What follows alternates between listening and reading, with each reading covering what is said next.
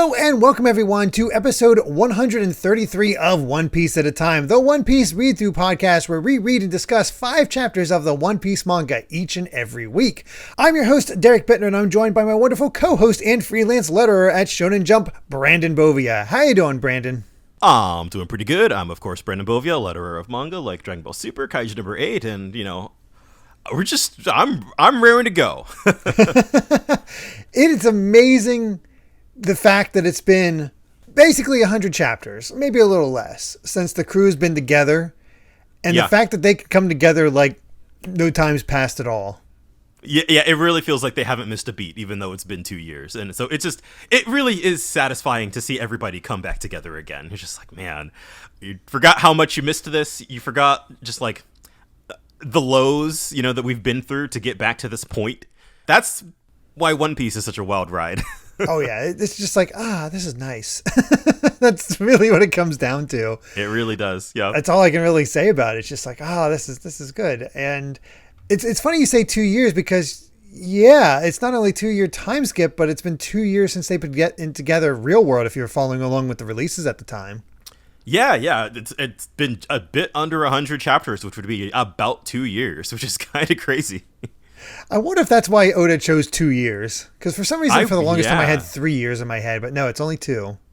Mm-hmm. Weird to think that Luffy's 19 now. Yeah, right? Yeah, everybody's aged up a little bit. Oh, yeah. Fingers crossed. This should not be a super long episode like we've been doing. I don't think there's as much to latch on to in terms of just like really going whole hog on details. Because it really is one of those like adventure chapters where you're just kind of like, all right, like here's how we're going to go from point A to point B. Yeah, pretty much. And I imagine there'll be more to talk about once we actually reach Fishman Island, but we haven't quite done that yet. Yeah. It's a bit of a journey. So, yeah, let's get to it with chapter 601, Romance Dawn for the New World. And that's a good chapter title. That's a good, as soon as I saw it, it's like, that's good. That's good. Mm-hmm. It really does emphasize the whole new beginnings aspect. Exactly, yeah. So we're in the 600s now. We're at a new start, We begin with Brook hitching a ride with the Flying Fish Riders, or whatever they're calling themselves now, thanks to Duval. yeah. But he was able to escape his own concert because when the Navy tried to arrest him, his fans started rioting. That's so good. Again, just really, really getting that like a Power of Music, schmaltzy Hollywood movie kind of vibe. Yeah. There's something fun about it because you think about it, it's like, how does Brook become stronger? He can't build up muscle. He can't. Yeah, that's true. Like, I guess he could refine his skill, but I guess his skill is the music. And I think I like that. The idea of that is I hope Oda leans more into the musical side of him as time goes on rather than the swordsman aspect. There's definitely like Brook finds his niche, I feel like. Oh, that's good. It might not be what you think it is, but he does settle into a niche. Yeah, it's interesting because I can basically say this where I'm at a point now where I've only read through this once and it's been years since I've read a lot of this stuff. So while I remember the major beats mostly, there's a lot of fine details, even more so than before, that I do not remember. So even though I haven't gotten to the point where I left off, things are getting foggier and foggier as I'm going along. Right. Yeah. So I feel like we're kind of going to add more and more mysteries. And there's even stuff, like I've said, from like the past couple of episodes where it's like, oh, Derek doesn't remember. even though I know he read this stuff, but so we'll that'll be fun to get to when we get to it. Yeah, that'll be a really good time. And honestly, speaking of things falling right back into how they were before, Zoro and Sanji, just the banter between these two is so good. Sanji going, "What are you talking about?" It's like, "We go ship, run, let's go." Got it? It's like, why are you talking in fragments?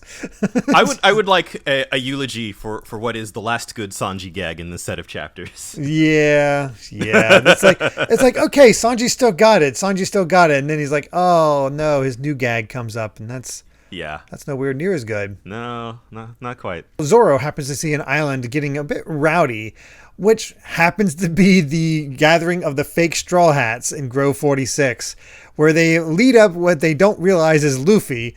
And basically there's a big confrontation between the fake Straw Hats and all their followers and the Marines who are trying to capture the Straw Hats. Oh, I love this. Like, oh, the Navy's here. I love Luffy in the background. It's like, what? How did the Navy find me? Yes. Nobody's really paying attention to him. He's so clueless. It's great. And that's when we learn about the wild cards that is Caribou and Koribu, where it's like, we're going to use that soldier from before as a human shield. It's like, oh, can't do that. He lied to us when we shot him. I don't know if he's dead, but he's not in great shape. He looks like he's been shot like straight in the gut, straight in the heart. Yeah. Oda might be playing a little looser with death now. Like, you can't just think, he'll walk it off. It's like, yeah, no. Yeah, I get, yeah. Not so sure, but yeah, we can see sort of the very much wild card that is Caribou in these bits, and just not sure. Like, he's just out for blood, really. Apparently, he doesn't like the hypocrites at the Navy. He's not a fan of that. Yeah, and it just kind of kicks off this big battle between the Navy and this giant crew of fake Straw Hats. And they immediately get destroyed by the pacifistas. Yeah, of course. Even the fake Straw Hat is like, wait, did they just lock onto me? Like, he doesn't realize. Right, yeah.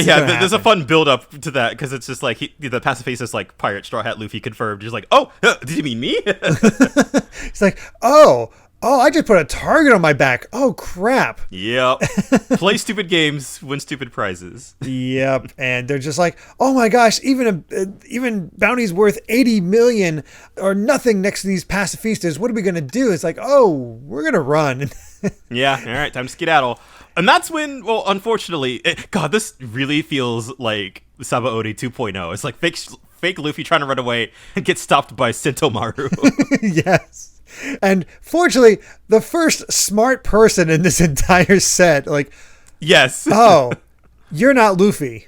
You're just a piece of trash. He's got this giant axe and he bonks him on the head on the side. Like, you could cut him in half, but he just bonks him. They finally identify, like, it freaks out everybody. It's like, oh, they took out Luffy in one shot. What is up with these Marines? And there's like, all right, identify him.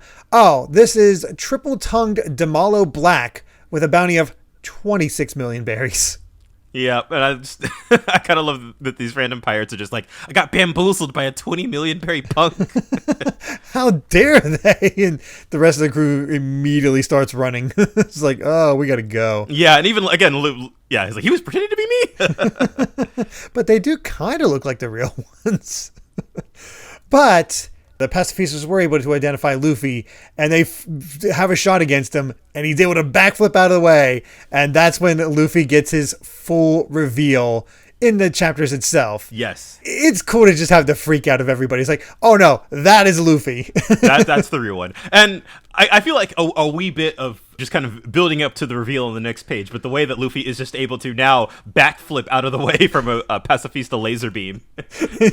Yeah. More worried about his lunchboxes than himself. And as you mentioned last time, Sentomaru has the Navy coat because he's actually officially a Navy soldier now. So yeah, so that's good catch. Yeah, it has some authority, but oh god, this sequence is so freaking good. It is. Too slow to dodge the beam. Like, he just dodges the beam saying too slow. Activates gear 2 localized in his fist.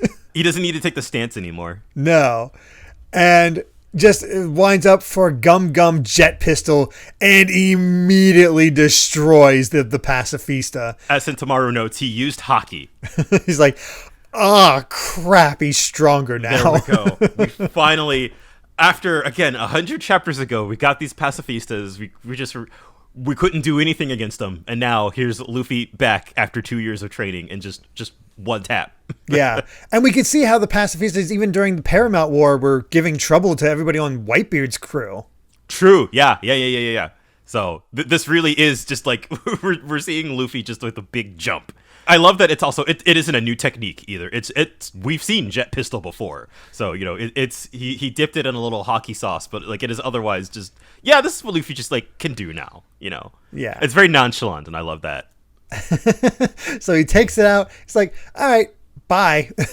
And that's when Zoro and Sanji show up. It's like, it is you guys this time. Long time no see, and they notice another pacifista behind him, powering up 2 more of the beams, and they immediately like kick to the head, slash across the body, freaking out even more people. It's like, I cut him. I snapped his neck. And yeah, I love that they're both trying to take credit for the kill. So yeah, even Zoro and Sanji can take care of pacifistas now without any issues. Everybody else is like, oh crap, it's the real Straw Hats. Yes, I love how the just giant explosion going on in the background, and just as Zoro's like casually, like, you're number 9, Luffy. That's so good. And we end off with Luffy spotting Rayleigh in the distance, just a little dot. He's like, I came to check up on you just in case, but you're fine. Your powers are more refined. It's like, now go get to your crew. And he's like, hey, thanks for the last 2 years. And he's like, whatever, just go. It's like, Rayleigh, I'm going to do it. I'm going to be king of the pirates. And isn't that how the first chapter ended as well? It's like, him screaming out, I'm going to be king of the pirates. Yeah, I think the same pose too, with his arms raised. Yeah. Yeah, and I love that Rayleigh, like, tearing up, welling with emotion. I didn't even notice that when I read it. Wow. Yeah. That's good. He's so proud. He really is proud. Aw. Rayleigh has to be one of the better mentors out there in yeah, shonen. I'm a big fan. Yeah. He's not a pervert. So that's good. Yeah, that's usually the case when it comes to mentors. Yeah, he's just a cool old man. Now that would be the end of the chapter, and it is the end of the chapter, but there's one thing I got to bring up here. Last time we got Oda showing off some of the Rita's early designs for a lot of the crew before they went to this time skip, some of the other ideas he had. And we didn't talk about them too much because it's like, okay, they're basically going along the same idea. And for Frankie and Sanji, yeah, it's pretty much the same idea. Though I gotta say, I love the bottom right one of Frankie. Yeah. The shades with the buzz cut actually works. It does. I think it's because he doesn't have the crazy big machine shoulders. Yeah. There's an in between here where it's like, man, you could have gone to this one and I would have been fine. But the one that stands out to me the most is Robin. Mm-hmm. And good God, every single other design of Robin, maybe barring one or two, is better than what we got. I really think it's the hair. I think It's the hair. Is just it's an abject downgrade. Yeah. I just pointing it out, 3 favorites. The one in the center, really good. Actually matches what she got pretty closely. Just has at least a little bit of bangs there. Bottom right with the Bayonetta look and sort of Chinese dress. That's a good look for her with the glasses. And honestly, one on the far left, the sort of pixie-ish cut. That's a good look for her too. Yeah, the one to the immediate right of that just looks like Tashigi. Yeah, it does. A little bit. Also, classic cowboy hat look, also good. Yeah, but probably a little too similar to what came before. I would take any of these. Yeah. over what we got. The one in the top right is a little too close to Iceberg. The top two reminds me a little too much of Iceberg in those two, but the others, oh my god, all fantastic. Yeah, man. What could have been? I know, right? We were robbed. We lost the bangs, and I'm very sad. Yep. All right. Well, let's go ahead and get to chapter 602, Downward Ho. And yeah, we're just like picking right up where we left off. Let's get out of here. And Rayleigh's just like, hey, go all the way to the top. And the Navy are trying to come after him. Is like, nah, you step past this line, you're going to deal with me. I want my students' farewell to be proper. And then that's where, of all people, like, as they're trying to escape, we get Perona, who I kind of forgot was here. Yeah, I completely, like, oh yeah, Zoro was with Perona this entire time. Like, they just hung out together. And I got to say, her new look, aces. Fantastic. Yeah, it's weird. I forgot that I liked her I guess because I'm so used to it, I kind of forgot that it changed. So I was like, oh, right, yeah. Yeah, no, this one's good. The hat is fantastic. The hair is fantastic. The umbrella's fun. The dress reminds me of that Gotholetta or whatever Pokemon. Like a better version of that dress. Like, it's just like, Oda's like, hey, you like goth girls? Here you go. Uh-huh. Of course, no good deed goes unpunished, because as soon as Sanji sees her, he just goes straight into horn dog mode. Yep, he's just like, oh, it's like he's sniffing her. Like, stop it, Sanji. No, stop that. We need to get that boy a leash. Yeah, really. I also like, this is the explanation for why Zoro was first. Uh-huh. It's because of Perona. Yes, yeah. She's the one who's got it together.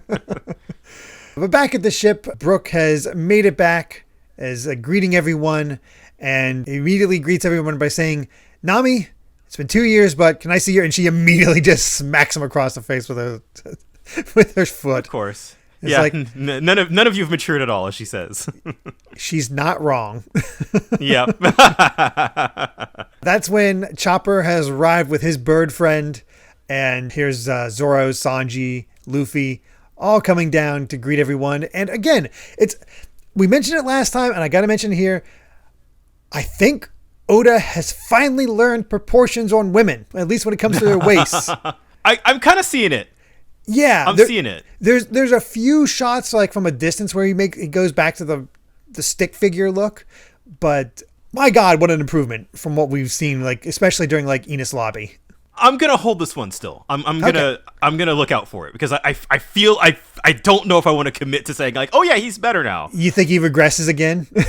I feel like I'd have to look out for it. Okay. I can't say for sure one way or the other. But like, yeah, seeing some of these angles, it's just like, yeah, no, they look relatively normal. Yeah, like they're still impossibly figured, but yeah, of course, but yeah, but at least it's not like ridiculous. I do think it is in part an anime issue.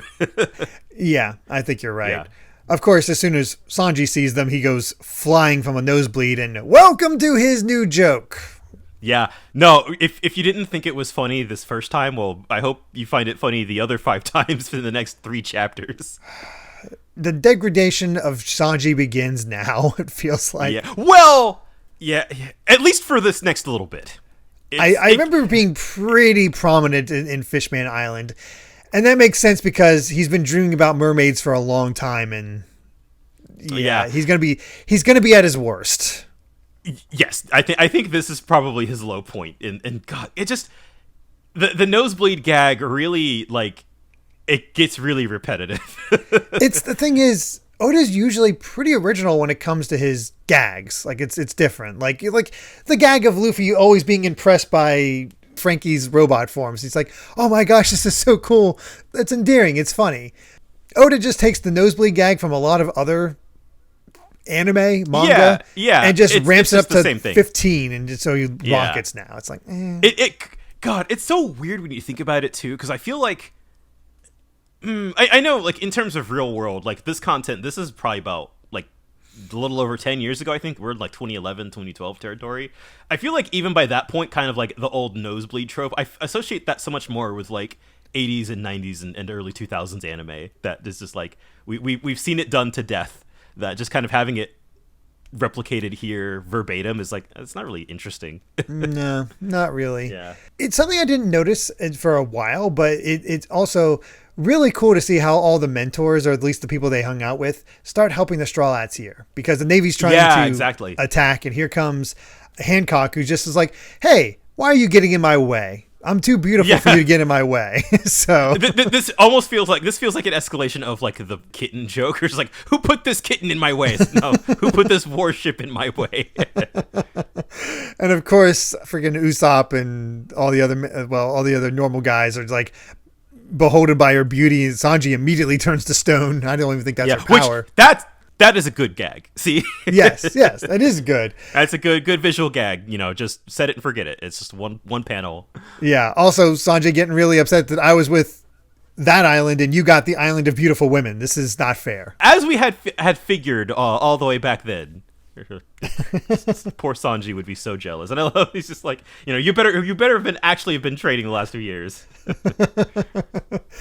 But we get to see how this whole coding works. Frankie goes below the ship, opens the valve, feels the airbag under the keel, and the bubble starts inflating around the ship, except for the sails. And they're just inside a big bubble. Yeah, pretty much. Chopper notices Usopp looking out over the distance, and sure enough, there's beetles causing issues in Djibouti as Heracles is helping out. Heracles got off the island as well. Yeah, and then they're like, some of the Navy guys are just like, it's raining too hard, so we can't use our gunpowder, and that's when you find out that I guess they mentioned this, that they can just kind of drive with area and just put it wherever they want. So they pretty much. Yeah, so they just made it rain. Yeah, where there he is there. Perona's helping out by making all the Navy men depressed. Well, they saw that before. We got all the queens Yep. fending off for Sanji. I do love the gag, because when Hancock helps, she's like, Luffy, now's your chance, and she does a wink and a little star comes out. And then with one of the queens, it's like, Sanji, now's your chance. You know, she winks and it's just a little broken, cracked star. There's a Navy man whose head is inside the mouth of one of the queens. And I'm just like, all right. This is just straight up Attack on Titan. I don't even know if Attack on Titan was a thing at this point. It might have just inspired Attack on Titan. I think it actually would have started right around now. It might be a reference at that point. Yeah.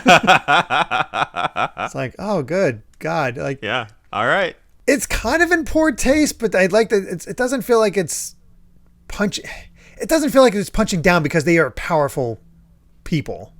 Yeah, that's always that's the tricky line, I feel like, with kind of the Okama jokes here, because like that is, I think sort of the sort of like average unnamed characters I think get closest to punching down, and sort of like and Sanji's dynamic with them and the way that he talks to them, and he does kind of talk down to them, but like I feel like there are enough, you know, characters like Mr. Two and Ivankov who are just like fantastic and don't take nothing from nobody. Yeah.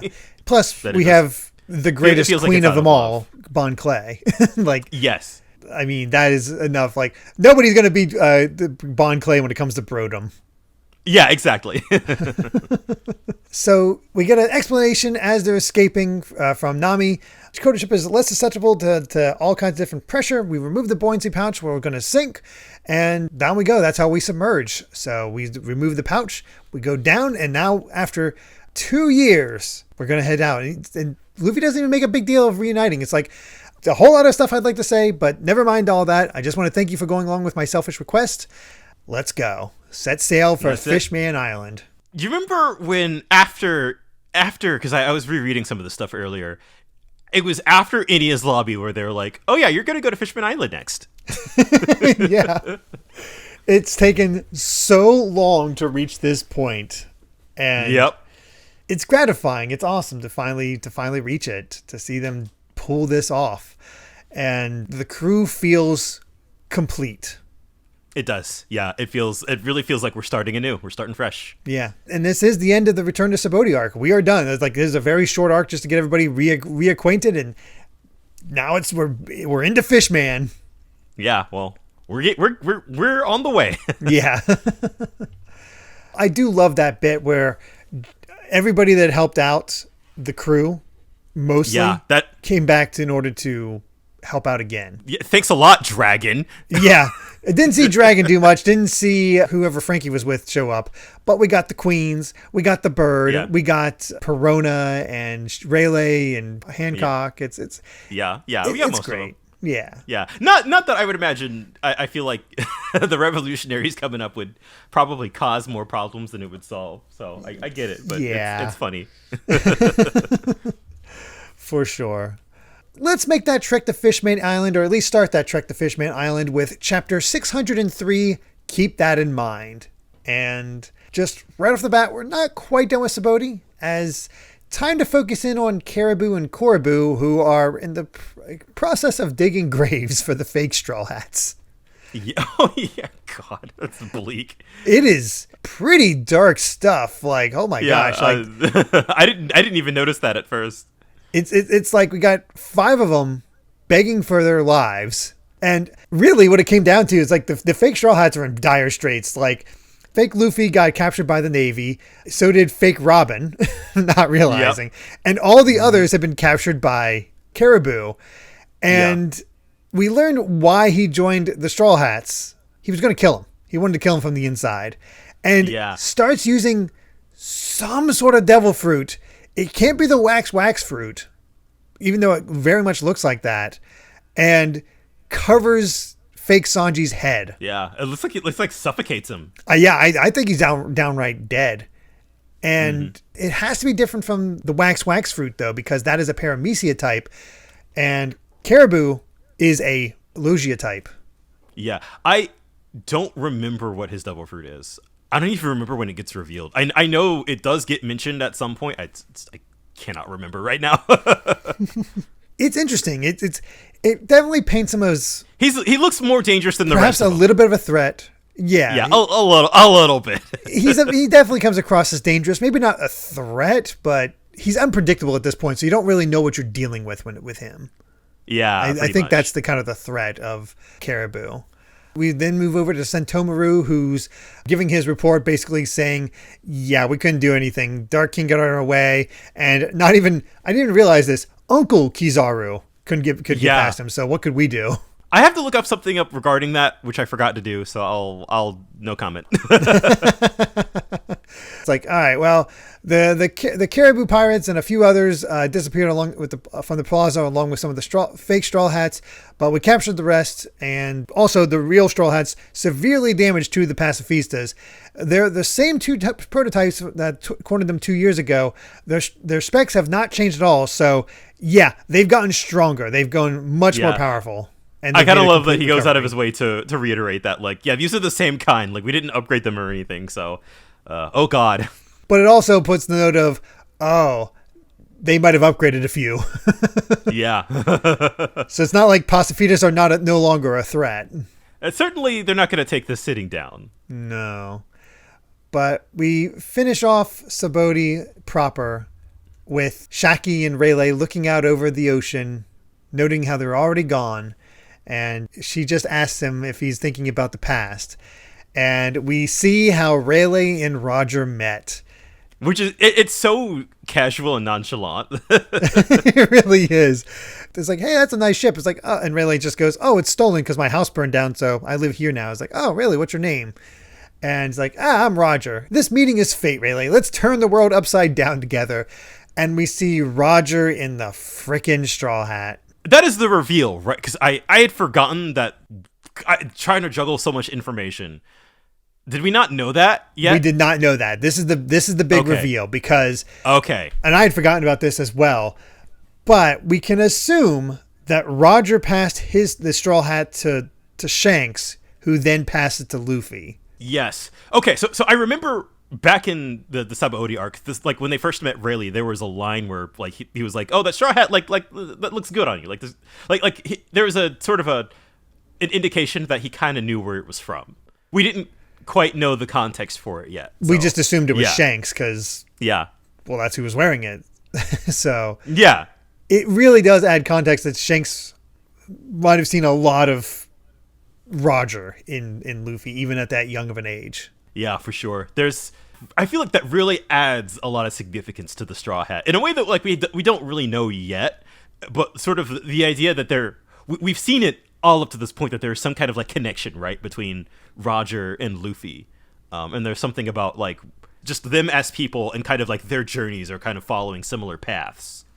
Yeah. It's interesting because I'm not a huge fan of, like, oh, it's fate and destiny that happens this way, but it is kind of nostalgic for Rayleigh to be talking like that. It's like, maybe there's no such thing as coincidence in this world. I mean, what are the odds that he meets a man that reminds him so much of Roger that also has his hat? Yeah. Trust me, there's a lot of themes of fate and destiny that are kind of like that do kind of come into play, but I feel like I want to trust the narrative that it's not going to be as simple as, like, oh, like Luffy was always destined to be the right, like you have no agency, right? Mm-hmm. Because I feel like the themes of the story are, if anything, it's kind of like the freedom to choose your destiny, if anything, right? And so the way that, and there will be more of this as time goes on, but I kind of like to look at things as, like, it's not that it's Luffy's destiny, but it is, like, it's sort of like the other way around. Like Luffy is who he is, and that's why he's able to accomplish, X, Y, and Z. Again, there are things that will come up that I think might be contentious on that front, but they haven't completely resolved yet in the manga. So it's one of those things where it's like, well, if you jump to conclusions, you could be like, oh, it's just fate and destiny again. But, like, I do feel like Oda is really good about not taking away Luffy's agency on those sorts of things. And there's something kind of inspirational and just chokes you up a little bit. Not in any major way, but it's just like he wants to live long enough to see if it happens. Yeah, yeah. Again, makes sense for things that are for later to come. But I think the idea that like Rayleigh kind of has something to live for now, and sort of you get the idea of whatever they learned when they learned it, and that he's just kind of holding on to that information, and now he sees Luffy and he's like, all right, okay. Yeah.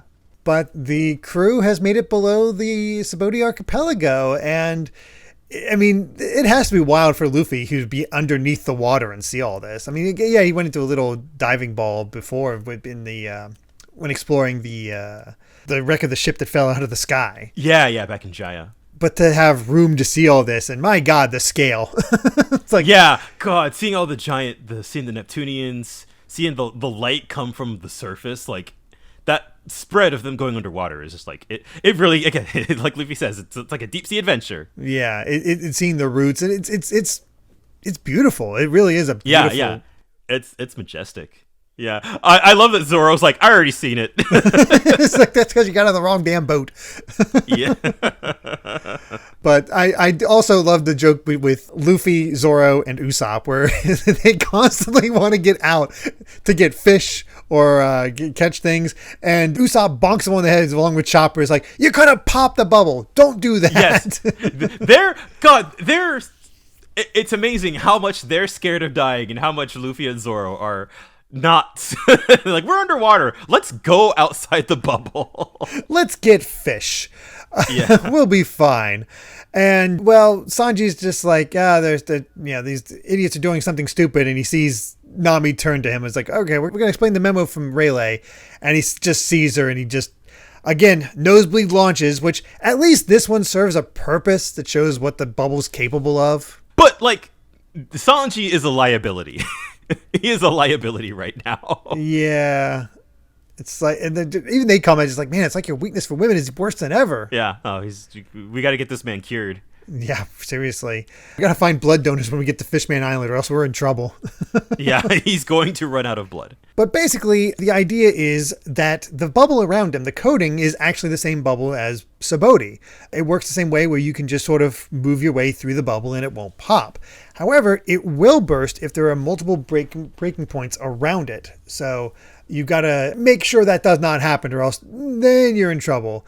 And so, of course, immediately Luffy and Zoro see more fish, and it's just like, oh, my Gatling can take out a whole school of fish and grab them. And they're just all right, yeah. Don't make multiple holes. Yes, of course. I also love the detail, like after, like, Nami was like, oh, yeah, we'll be fine. And then Rayleigh writes, be careful, 70% of all ships sink on their way to Fishman Island. It made me think when I read that, it's like the Navy moved headquarters from one side of the red line to the other. I guess they have that route over the red line, but how long is that route? Yeah, that's a good, because that's always that's always been a fascinating thing to me about the red line, where it really, as far as we know right now, Mary Jo is the only thing on there, right? It's the only thing we've heard about being on there, that's for sure. I am pretty sure even now, I don't think we know that there's anything else up there. But, like, and that there's, like, because they mentioned that when they first got to Subodi, where it's like, yeah, the Navy, like, they can take an elevator, like, to go above the red line, but it's like a choke point, basically. It's like, here's our one access point to get from one side to the other, and it's only this, which is, I guess it's inconvenient, but it's less dangerous than 30% chance of survival underwater. Mm-hmm. I mean, with all the Neptunians, it makes sense. So you definitely have to be tough and ready for it. So it's no wonder, like, just getting to the New World is tough. Yep. But Frankie has something to say. So Hachi was going to guide them to the bottom of the sea, but he suffered severe injuries at Subodi and had to go back to Fishman Island to get treatment. Same as Duvall, who stayed on Subodi. He got hurt defending the Thousand Sunny at the island about a year ago, and when the Navy found out the Sunny was there was a big battle, so those two had to call it quits. But the man who blew us away 2 years ago, Kuma, he was waiting there when I arrived to check on the Sunny. And we see this just image of Kuma cut up like in a crazy way, sword sticking out of him. Yeah, he is looking rough. You're seeing all the mechanical bits under him. And all he says when he sees Frankie, he just says, mission complete. And he gets up and walks off. And this is absolutely Kuma because he's holding the Bible. Yeah, this is a real one. And he's PX0. Ooh. This is, I mean, we sort of saw this. I think that was the last set or the time before that, where it was like Kuma was showing up, and Shaki was like, no, this is the real one. So he was not there for a fight. He was there to protect the ship. And that's with this noted, and of course explanations from Rayleigh, because I'm an executive of the Revolutionary Army. I have a certain connection with the Straw Hats, and I want to help them escape. They finally come to realize is like, oh yeah, Kuma saved us. Yeah, he helped us. Yeah, it's fun. We're finally getting that confirmation after we were kind of putting 2 and 2 together over the past 100 chapters or so, where it was like, he looks like he has ulterior motives. Like, he's not killing them. He's, letting them escape so that they don't get captured. According to their plan, his personality and memory was supposed to be completely erased by the time of the Paramount War.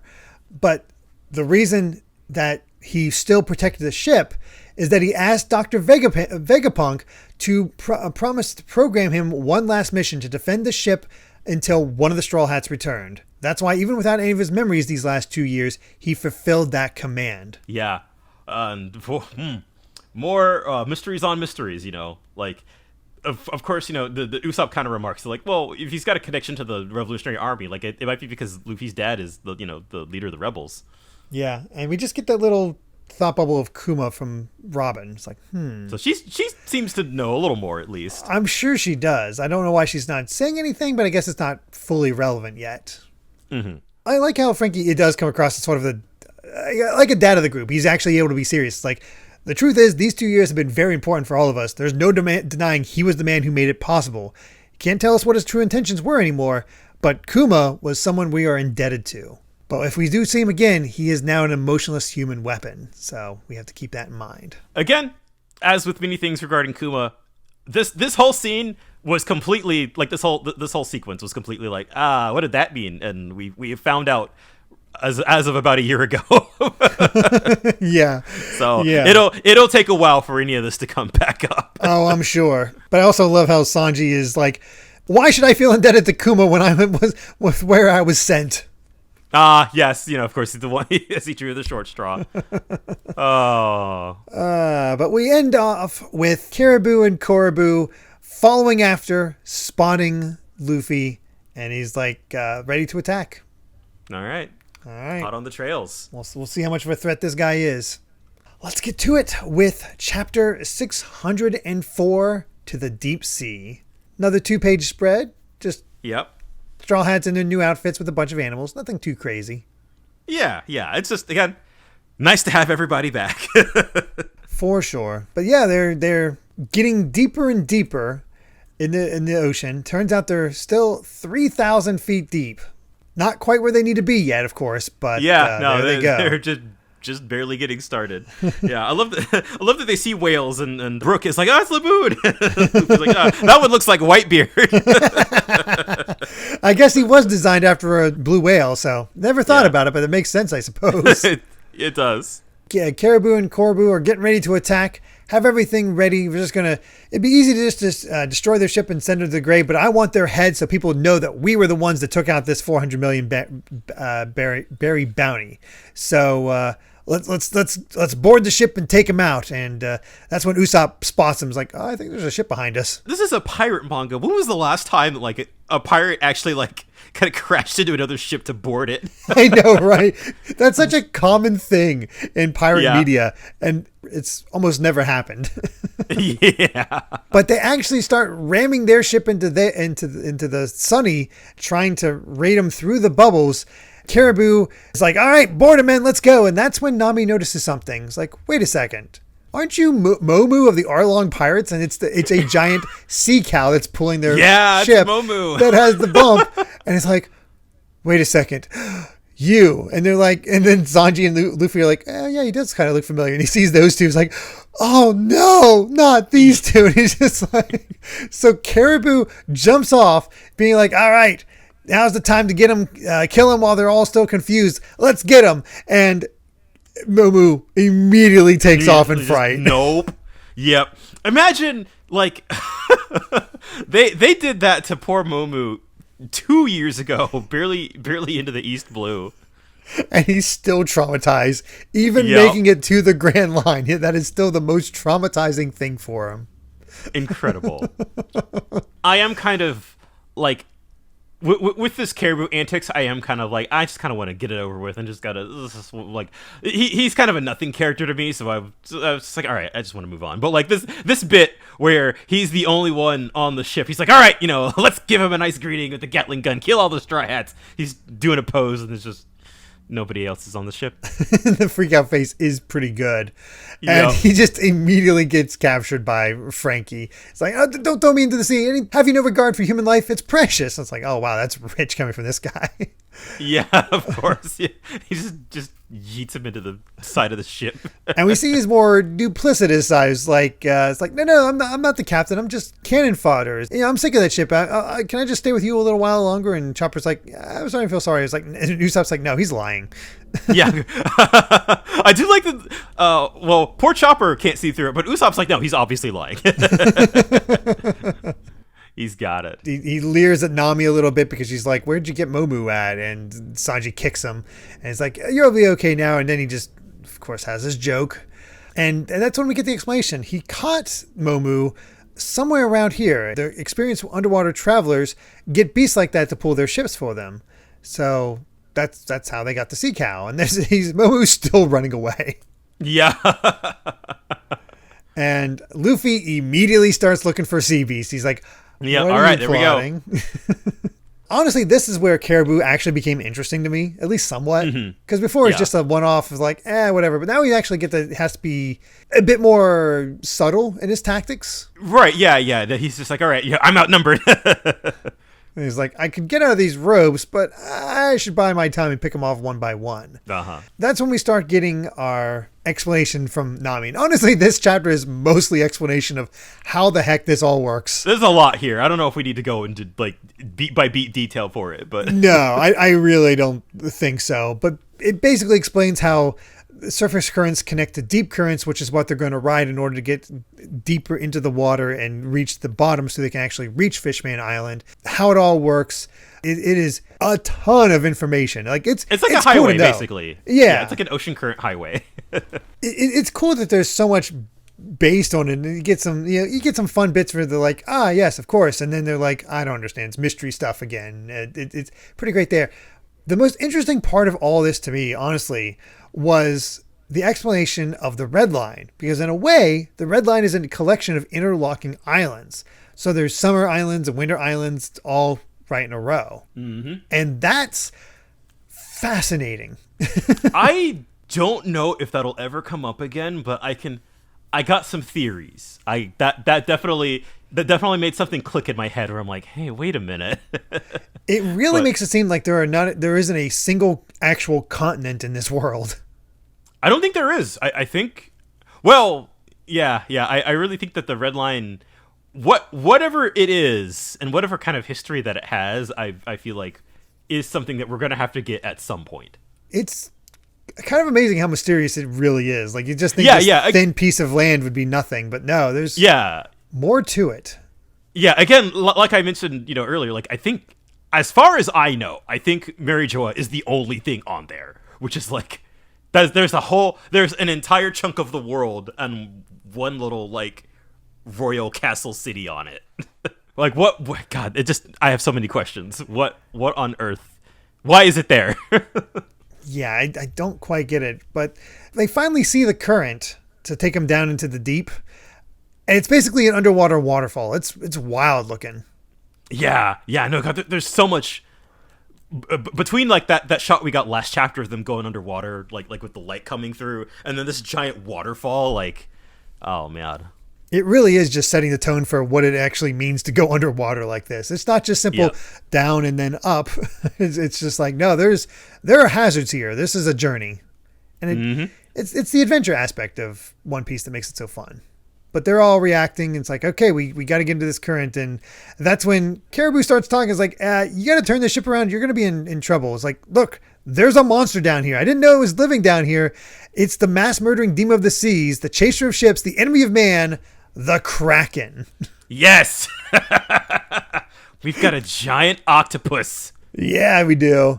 He's been crushing vessels, taking all the ships that have departed the last few days. He's like, okay. And this is Caribou is like, yeah, I don't want to die. We need to turn this ship around and, wait a few days. And Luffy's just like, nah, shut up. I just got a great idea. Let's tame it. Oh, yeah. That's, yeah, of course. Of course, as soon as we saw, like, Momo is carrying a ship, it's like, all right, now we need one of those for ourselves. So this really feels like an RPG encounter. It really does. Here's our mini, quote unquote, mini boss on the way to the next island. For sure. It's wild. It's like, boy, that is Luffy to a T. Yep. All right. Yep. We see it. Let's tame it. This might be one of the strangest SPSs we've ever had. Because I'll be honest, the SBS illustration itself threw me for a loop. Like, I was like, wow, that's actually kind of racy. A little bit. Yeah. Where the S's are just Nami and Robin. Is it like cut out towels? Like, what are they? Or is it just like a bikini? I think they're supposed to be bikinis, specialized bikinis. Yeah. Just how they bikinis look. Just cut out in the shape of an S, which is just oh boy. It's like, oh, okay. And then we have somebody talking about summoning a Buster Call with their nipple. Okay.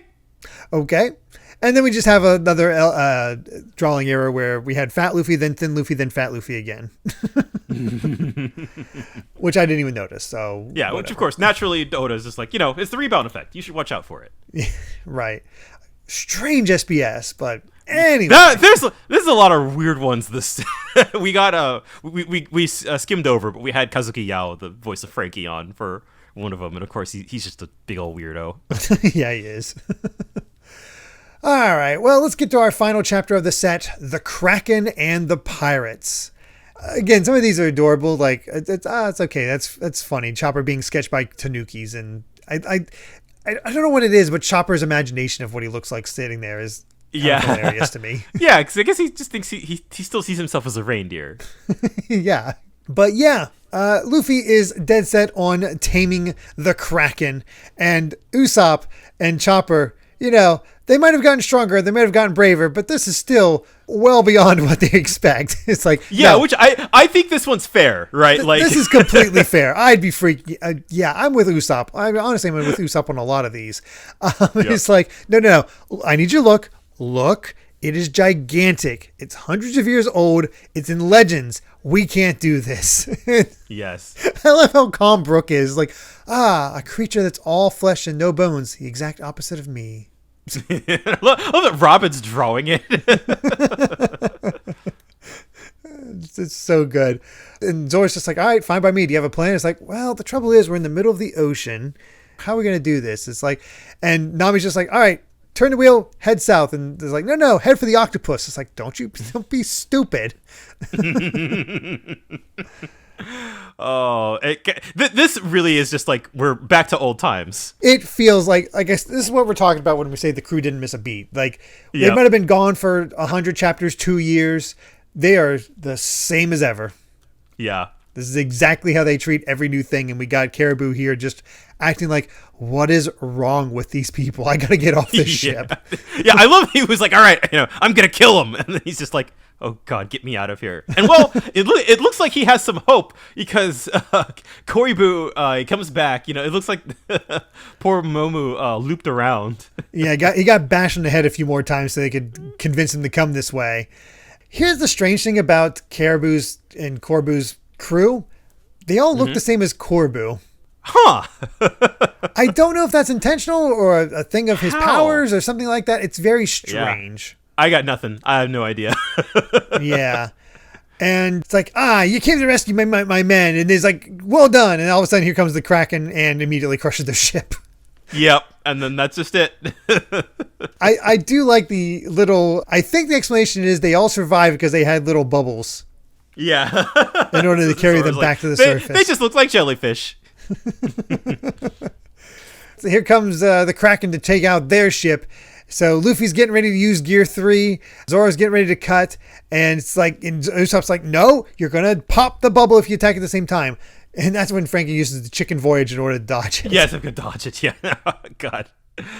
Oh, yeah, this Kraken really is kind of a problem. And Nami's like, hey, can the Kuda burst get us into the descending current? It's like, well, I thought about it, but the coup de burst and the gown cannon both shoot out air, and we're underwater, so we have a limited amount of air. If we use them, the bubble around the ship will collapse.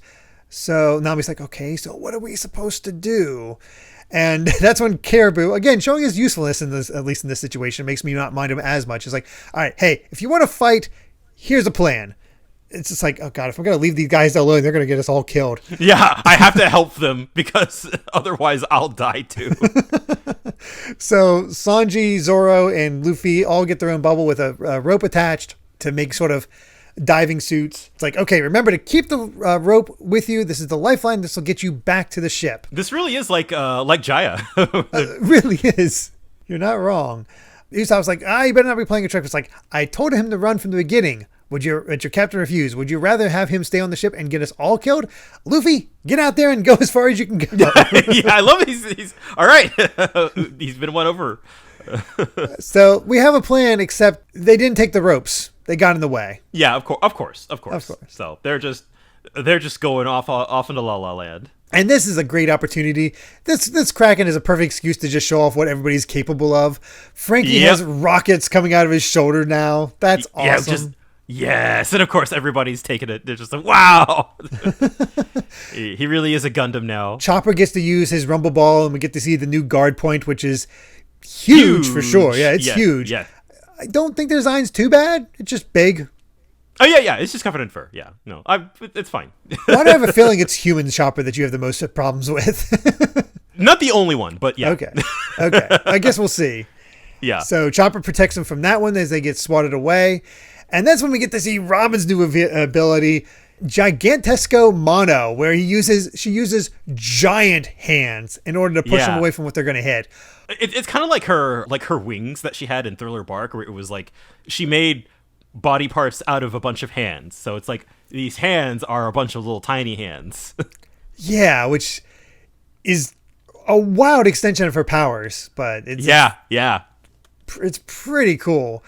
And then we get Luffy, Gear 3, color of arms hardening. So now he takes Gear 3, hardens it even more with Haki, and he still has to fight through the fact that his arm is exposed to seawater now, sapping his strength. Yep.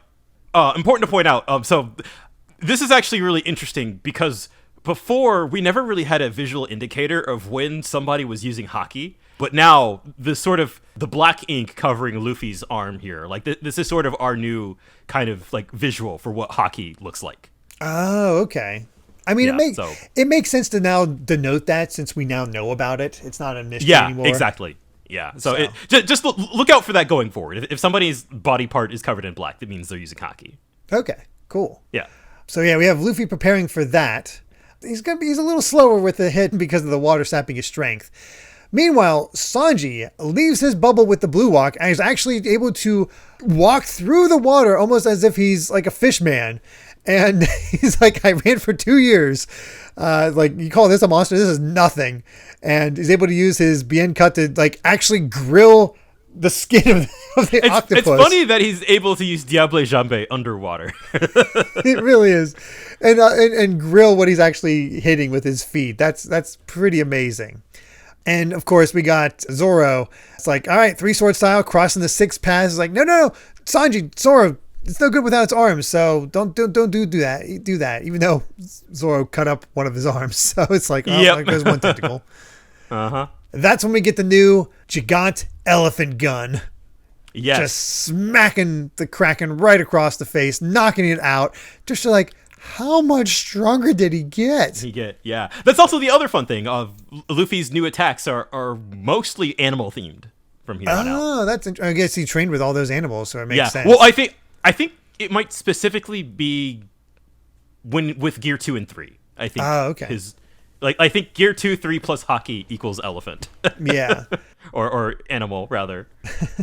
The shame of it is that we didn't get to see. We haven't gotten to see Usopp. A little bit of Nami showing off, but we really haven't gotten to see Usopp, Brook, or it's basically Brook we haven't seen show off yet. Yeah. There's definitely more than I thought here, right? Of like of seeing kind of the crew show off their individual abilities before they get to Fishman Island. Like, I kind of forgot that, like, oh, we're just seeing Luffy use like Gear 3 with Haki straight off the bat. And everybody's gotten a little bit of a scene so far. Like, it may not be bigger than others, but we're getting a little taste of what everybody can do. But after they knock it out, they realized, I guess, a shark in a t-shirt gets free. Yeah. Oddly enough, I remember what this is about. I do remember the shark with the t-shirt. I don't remember what it's about, but it has to be connected to Fishman Island because it's wearing the t-shirt that Papagoo. Papagoo's design. Yeah. Yep. That's definitely important. But it escapes, and all of a sudden, because of the Kraken going over, they got sucked into the downwelling current. Of course. So down those three go, along with the Kraken, and so does the ship. So, of course. I feel like this is a highly dangerous situation, and they're all lucky to get through this with their lives intact. Very much so. So down they go, and they make it down to the end of that waterfall. And it's definitely colder. They've all been dressing warmly because of all this. But yeah, we're in the deep, dark sea. This is horrifying. Oh, gosh. We've reached advanced darkness. Yeah, no. Oh, I don't do dark, scary things underwater. No, that's not my thing. And Frankie notes that they must be about 20,000 feet down. Pressure this great would even flatten the shark submerge. And Chopper's just like, hey, is Fishman Island nearby? Maybe they went on without us. It's like, no. Cammy said it's 32,000 feet under the sea. They still have 10,000 feet to descend. God. I can see why this is such a dangerous journey and why nobody makes it here. Yeah, it's suddenly 70% getting wrecked by these things. That makes sense. Yep. But it's like, okay, we got to find those three. They're going to run out of air soon. Let's try to find them. So, but we need lights. So let's see if we can try to find them with the lights because it's so dark in here. So Frankie uses his new nipple lights. Yes. I love this is how we end our set of chapters this week with literally getting flashed by Frankie. Yes. I love it. The nipple lights revealing the deep ocean, a world untouched by light, the abode of unearthly creatures, the underworld of the sea. Yep. That's good. That's fun. That is good. Yeah. This really, once we got underwater, this really has felt like an adventure. It is a journey in and of itself just to get to Fishman Island, which is, again, like just classic good old One Piece. Yeah, we're back. That's really what it feels like. Yeah, we're back, baby. We do have a final SBS. And, of course, something noted that you've made point of is that the cover of Volume 1 and the cover of Volume 61 are the same. Yep. I'm a big sucker for stuff like that. That's just like we're recontextualizing what has been. We're coming back. It's great. Just seeing them in the same poses, expanding the crew. It's fun. And then, of course, we got one of those questions regarding Devil Fruit powers. It's like, hey, if I need to go to the bathroom during class, would I be able to like put my hips in front of the toilet and go that way? It's like, what are you talking about? What is wrong with people? And then finally, how does Killer eat with his mask? Does he take it off? Yeah. It's like, no, he eats everything through straws and pasta. Mm-hmm.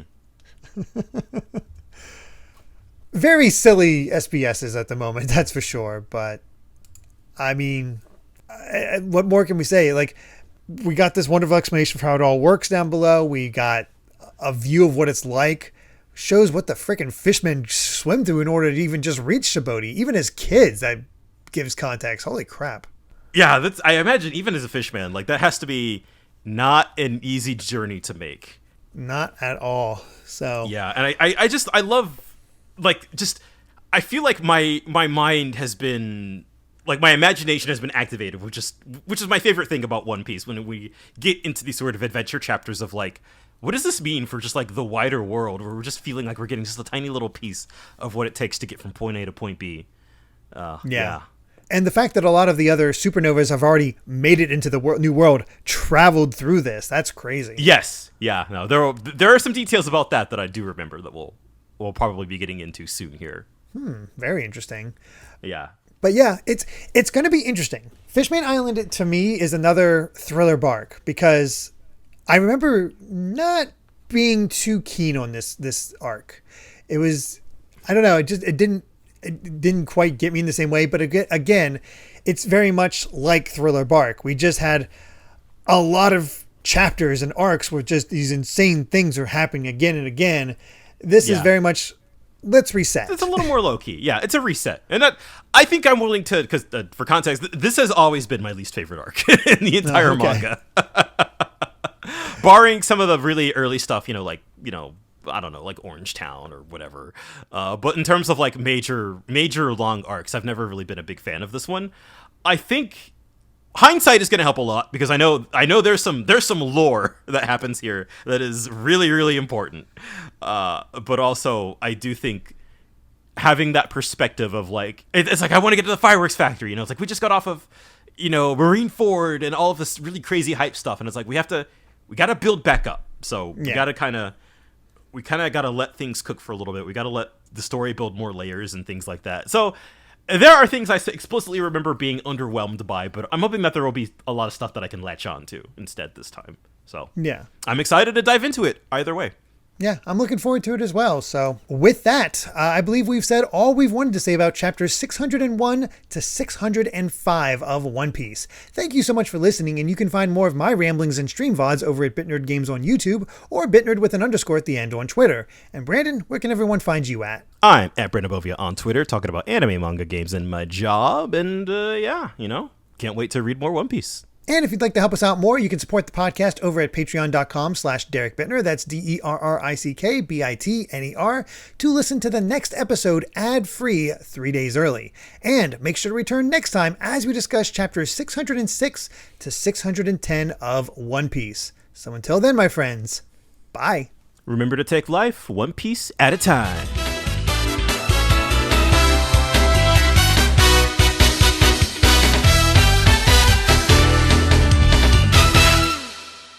That hat found the right man. So long as it sails, I'll stay here, waiting. Because I want to see a new king before I die.